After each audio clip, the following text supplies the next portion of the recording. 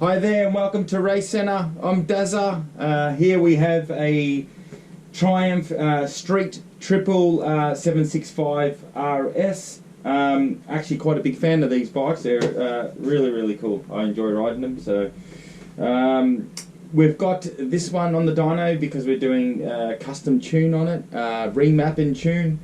These bikes completely ride by wire. And they have 3 engine maps or power modes, power maps, whatever you want to call them. They have rain, road and sport. What first part that we do with these, and you can see all the wires coming out, we're tapped into the ECU, and what we're doing there is we're logging the twist grip position versus the actual throttle opening. With this bike, which is quite common on a lot of modern bikes, as the RPMs raise, even if you're holding a static throttle or static twist grip, the throttle's open more as the RPM raises. Not really a fan of that. I think the only thing that should dictate how much the throttle's open are your hands, is your hand. Just because the revs are rising, the throttle should open more by themselves. I think that's a little bit.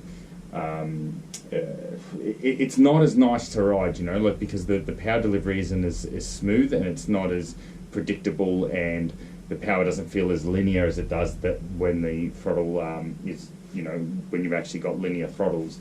The bike has 3 power modes, so you know, rain being the least powerful, road and in the middle, and then sport the most powerful. So the idea that we work with here is that we use the power modes to dictate how much power the bike actually gives you, rather than having the throttles do a thing of their own.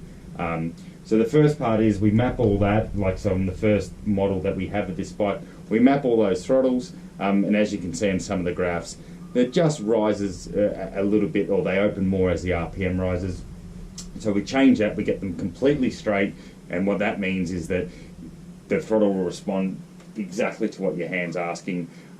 And the only variation on that is depending what map you're in, it'll react a bit slower or faster when you're in the sport mode. So we fix the throttle maps up, and then the next thing that we do with the tune is your traditional fuel tune.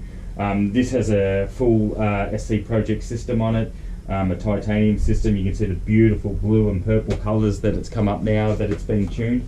Looks sick actually. Sounds amazing, and the fuel tune, these things run quite lean in the mid-range, not lean where they're going to damage the engine, but just for emissions. So for cleaner emissions they run quite lean, but that does rob them of a lot of mid-range power delivery. So we tune those properly so that the bike produces the power that it should. So coupled with the revised throttle maps and then the fuel tune, the bike, these things are actually quite smooth and good out of the box. They're not terrible at all. In terms of off-the-shelf ride-by-wire bikes, these are actually really good, but the tune makes it a fair bit better again, and it just makes it just the throttle so intuitive. The bike has more mid-range punch, and they yeah, it turns out really great. So process is now we'll get this off the dyno, and then we'll go and do just our final road test ride on it, quality check, and yeah, she should be good to go. So great motorbike.